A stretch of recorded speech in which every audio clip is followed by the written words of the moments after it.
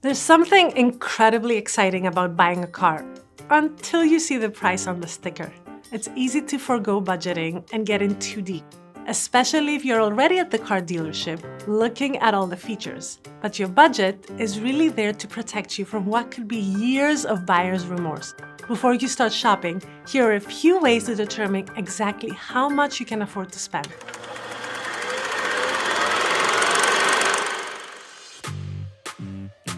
First things first, you need to understand your financial situation. This includes your monthly income, monthly expenses, and savings. Once you have these numbers listed, you can calculate something called your debt-to-income ratio. As its name suggests, it compares your monthly debt payments to your monthly income. First, add up all your payments for anything like credit cards, student loans, and other expenses or debt. Then take the total and divide by your total monthly income. To see that as a percentage, multiply this number by 100. For example, let's say you make $5,500 a month and spend $2,500 on expenses. You would divide $2,500 by $5,500 and get 0.45. Then you multiply it by 100 to get the percentage, which would be 45%. 35% or lower is a good goal, though 36% to 50% is considered adequate. When deciding how much you can spend on a car, you want to take this number into consideration. The lower your ratio, the more you can afford to spend. Another useful measurement is the 20-4-10 rule, which is the recommended structure for a successful car purchase. First, you put down 20% down payment. Second, you get a 4-year loan.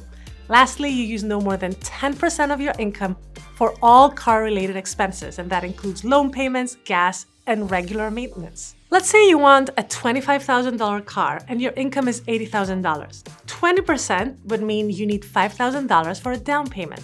A 4-year loan with an APR of 5% would mean a payment of about $460 a month.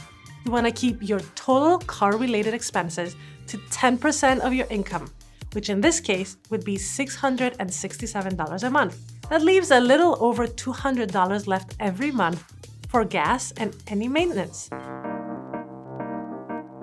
There are a few expenses you'll want to account for before buying anything. These include, of course, initial costs like taxes and registration fees. On a used car, these may also include any maintenance the car needs. There are also ongoing costs.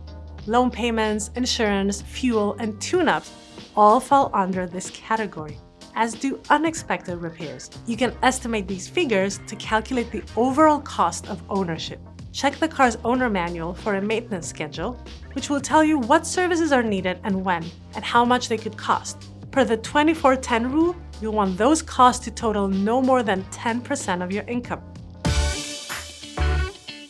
Now you'll need to do careful budget considerations. To start your budget, you should look at your gross monthly income and take 10%. Subtract all the other costs like insurance and maintenance, and what remains is the amount you can afford to pay for the loan every month. Then head to an online auto loan calculator. Put in that you want a term of 4 years, plus the monthly payment you can afford. Then add the down payment, which as a reminder should be 20%. That will tell you how much car you can afford. Cars can be costly, and you may need to adjust your budgeting strategy or expectations. If possible, consider putting off your car purchase for now and saving for a larger down payment. This can lower the monthly payments on your loan and make them more manageable. You may also consider leasing a car while you save up the 20% for a down payment or pay down your debts enough to afford the payment on a 4-year loan. A 2-year term is considered a short lease. While you can technically get a 1-year lease, all the one-time fees will hit you in that year rather than be spread out over a longer lease term.